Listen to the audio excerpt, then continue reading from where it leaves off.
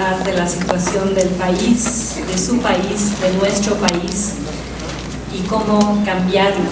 Empezaré haciendo un diagnóstico y luego quiero darles una especie de mapa de ruta para entender la participación ciudadana y cuán importante es, porque eso sí les digo, jóvenes, el cambio no va a provenir de ningún lugar que no sea de abajo. La clase política y la cúpula económica de México no tienen absolutamente ningún incentivo para cambiar el modelo que voy a describir.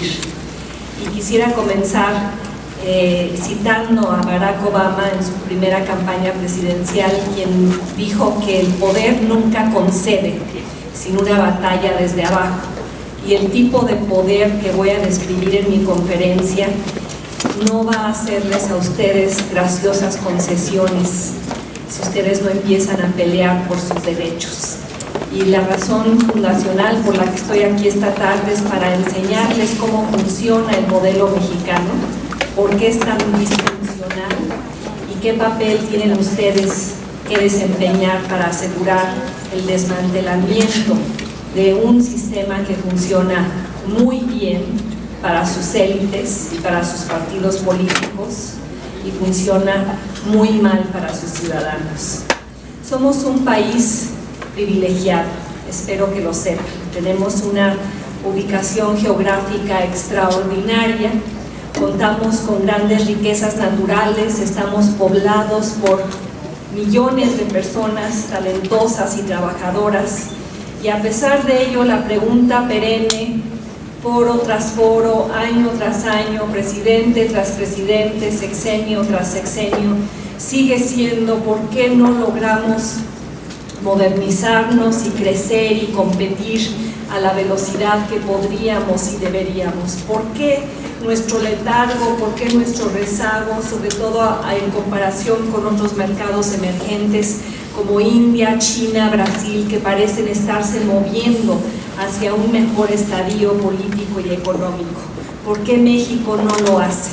Pues aventuro algunas respuestas y les pediría que me acompañaran en un ejercicio intelectual, recordando ese famoso libro de Madame Calderón de la Barca llamado La vida en México, escrito en el siglo XIX, en el cual ella intenta describir las principales características del país al que llegó. Pues si Madame Calderón de la Barca escribiera su famoso libro hoy tendría que cambiarle el título a Oligopolilandia, porque desde el primer momento en que pusiera pie en México se enfrentaría a los síntomas de una economía política absolutamente disfuncional.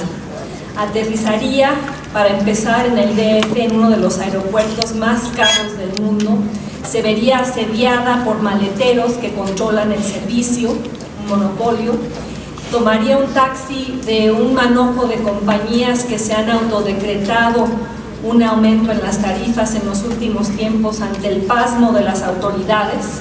Si tuviera que cargar gasolina, solo podría hacerlo en Pemex. En el hotel habría el 75% de probabilidades de que consumiera una tortilla vendida por un solo distribuidor. Y si se enfermara del estómago y tuviera que comprar medicinas, descubriría que en México cuestan mucho más que en otras partes del mundo que ha visitado. Y si le hablara de larga distancia a su esposo para quejarse de la situación, pagaría entre las tarifas más elevadas de la OCDE.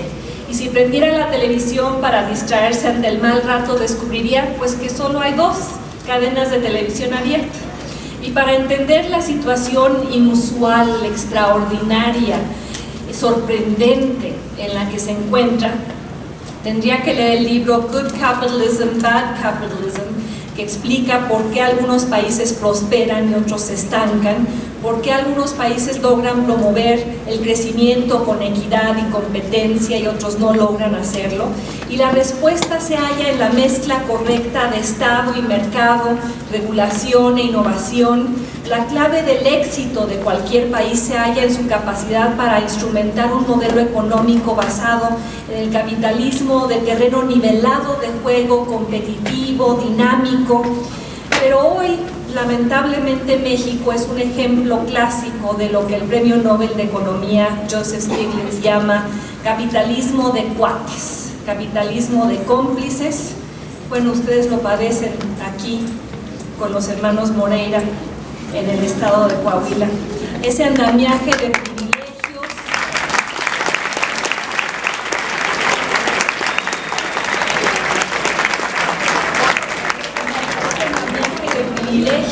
y opacidades y posiciones dominantes y nudos sindicales en sectores cruciales. Y si quieren entender por qué México y su estado no prosperan, pues miren lo que está ocurriendo en el ámbito de las telecomunicaciones, los servicios financieros, el transporte, la energía, los medios. He ahí los nudos que aprisionan a la economía y la vuelven ineficiente. He ahí una mezcla de capitalismo de Estado y capitalismo oligárquico. Y México está todavía lejos de acceder a ese capitalismo dinámico donde el Estado no hace lo que sí hace el Estado en México. ¿Y qué hace el Estado en México? Defiende cotos sindicales como el Sindicato Nacional de Trabajadores de la Educación, o basta con ver cómo el priismo celebra la aprobación de una reforma laboral que deja intactos los privilegios de las cúpulas sindicales. El Estado en México elige ganadores, permite la perpetuación de un pequeño grupo de oligarcas con el poder para vetar reformas que los perjudican. Es un capitalismo lejos del cual yo describo, necesario para México, de mercados abiertos, competitivos, innovadores, que proveen mejores productos a precios más baratos para los consumidores y los ciudadanos. Y hoy, lamentablemente, México está cargando con los esfuerzos fallidos por modernizar su economía, esfuerzos que entrañaron en los 80s y los 90s las privatizaciones, la liberalización comercial, pero esas reformas no produjeron una economía de mercado dinámica debido a la ausencia de una regulación gubernamental eficaz, capaz de crear mercados funcionales y competitivos. En vez de transparencia y reglas claras, ha prevalecido en este país la discrecionalidad entre los empresarios que se beneficiaron de las reformas y los funcionarios de gobierno encargados de regularlas.